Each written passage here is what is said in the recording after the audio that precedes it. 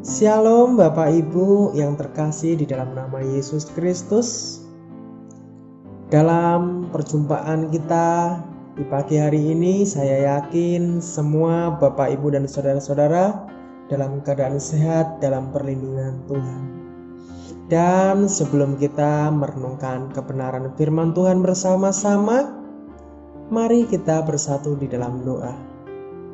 Bapa yang agung yang penuh kemuliaan di dalam nama Yesus Kristus, kami bersyukur atas rahmat-Mu dan perlindungan-Mu yang begitu ajaib bagi kehidupan kami.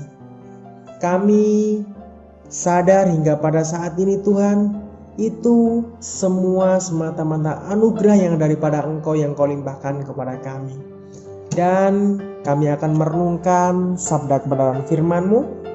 Biarlah Tuhan mengurapi pribadi lepas pribadi kami semua para umat-Mu. Di dalam nama Yesus, haleluya, amin. Bapak, Ibu, dan saudara-saudara yang terkasih, renungan kita pada pagi hari ini bertema Ibu Pertama di Dunia, yang terambil di dalam kitab Kejadian 4 ayat 1 dan 2, dan 25 dan pasal yang kelima ayat yang keempat. Hawa menurut Alkitab adalah istri Adam, manusia pertama yang Allah ciptakan. Hawa adalah ibu dari Kain, Habel dan Set, serta anak-anak lelaki dan perempuan. Kemudian manusia itu bersetubuh dengan Hawa, istrinya, dan mengandunglah perempuan itu, lalu melahirkan Kain. Maka kata perempuan itu, "Aku telah mendapat seorang anak laki-laki dengan pertolongan Tuhan." Selanjutnya dilahirkannya lah Habel, adik Kain, dan Habel menjadi gembala kambing domba, Kain menjadi petani, ayat yang ke-25 dan pasal 5 ayat yang keempat. Hawa adalah wanita pertama, istri pertama, dan ibu pertama di dunia. Nama Hawa berasal dari istilah Ibrani, kafah, yang berarti hidup. Ia dipanggil Hawa karena dirinya adalah ibu dari semua yang hidup di dalam Kejadian 3 ayat yang ke-20. Manusia itu memberi nama Hawa kepada istrinya, sebab dialah yang menjadi ibu semua yang hidup. Allah menciptakannya setelah membiarkan Adam sadar bahwa ia tak mempunyai pendamping sepadan. Di antara para binatang tidak ada ciptaan lain seperti dirinya. Jadi Allah menciptakan Hawa sebagai pasangannya. Hawa diciptakan menurut rupa Allah, sama halnya dengan Adam di dalam Kejadian 1 ayat yang ke-27. Allah memberi perintah pada Adam dan Hawa ketika mereka tinggal di Taman Eden. Ia melarang mereka memakan dari pohon pengetahuan tentang yang baik dan yang jahat, karena ia menghimbau bahwa pada hari mereka makan dari pohon itu, mereka pasti akan mati. Di dalam Kejadian 2 ayat yang ke-17. Alkitab tidak menjelaskan berapa lama Adam dan Hawa berdiam di taman itu sebelum kesalahan fatal terjadi. Namun pada waktu tertentu Hawa akhirnya menuruti godaan untuk memakan buah dari pohon terlarang itu. Ia ditipu oleh sang ular. Di dalam 1 Timotius 2 ayat yang ke-13 sampai 14 dan ayat yang ke-13 demikian, "Karena Adam yang pertama dijadikan, kemudian barulah Hawa." Ayat yang ke-14, "Lagi pula bukan Adam yang tergoda, melainkan perempuan itulah yang tergoda dan jatuh ke dalam dosa, yang diyakini pada umumnya merupakan ciptaan yang digunakan oleh setan." Ular itu menanamkan keraguan dalam benak Hawa dengan bertanya, apakah Allah benar-benar bermaksud melarang mereka mengonsumsi buah dari pohon itu. Di dalam Kejadian 3 ayat yang pertama. Kemudian sang ular berdusta padanya, "Sekali-kali kamu tidak akan mati." Tetapi Allah mengetahui bahwa pada waktu kamu memakannya, matamu akan terbuka dan kamu akan menjadi seperti Allah, tahu tentang yang baik dan yang jahat. Di dalam Kejadian 3 ayat yang keempat sampai yang kelima. Tetapi ular itu berkata kepada perempuan itu, sekali-kali kamu tidak akan mati.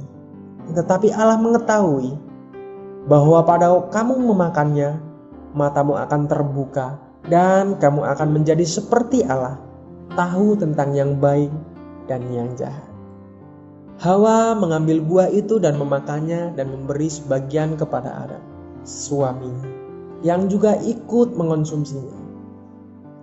Adam dan Hawa langsung memahami apa yang tidak mereka pahami sebelum mata mereka terbuka, membedakan kebaikan dan kejahatan. Namun Allah tidak berdusta. Kematian datang akibat dari pelanggaran Adam dan Hawa. Kematian menghampiri umat manusia setiap akibat dari Hawa yang tertipu dan pilihan Adam untuk berdosa. Adapun dua kutukan yang disebutkan atas Hawa dan semua putrinya. Pertama, Allah melipat gandakan kesakitan Hawa ketika melahirkan. Dan yang kedua, Allah menyatakan bahwa hubungan antara pria dan wanita akan dinodai oleh konflik di dalam Kejadian 3 ayat yang ke-16.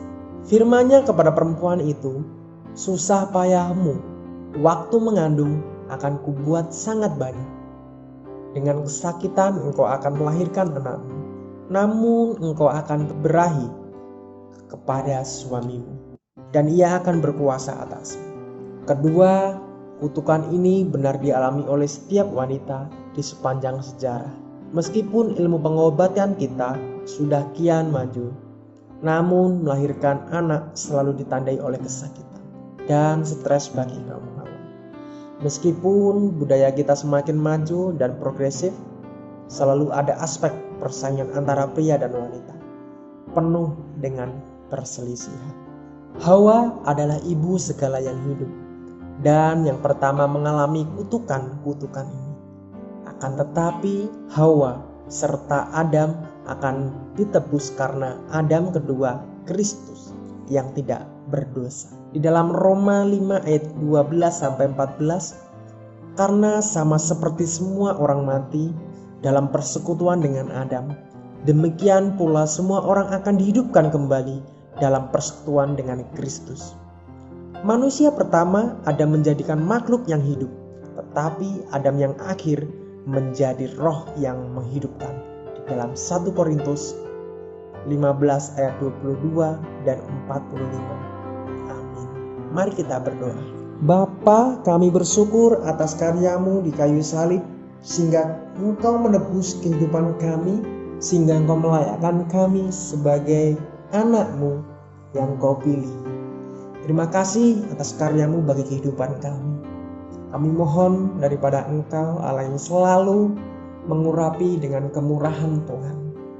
Di dalam setiap pekerjaan kami, aktivitas kami berdoa di dalam nama Yesus, Allah yang memelihara di dalam kehidupan kami. Kami minta daripada Engkau kesehatan, kekuatan, bahkan rahmat-Mu di dalam setiap kehidupan kami hari lepas hari. Di dalam nama Yesus, Allah yang penuh kasih. Haleluya. Amin. Salam, selamat pagi, selamat beraktivitas. Sang pemberi hidup memberkati kita semua. Amin.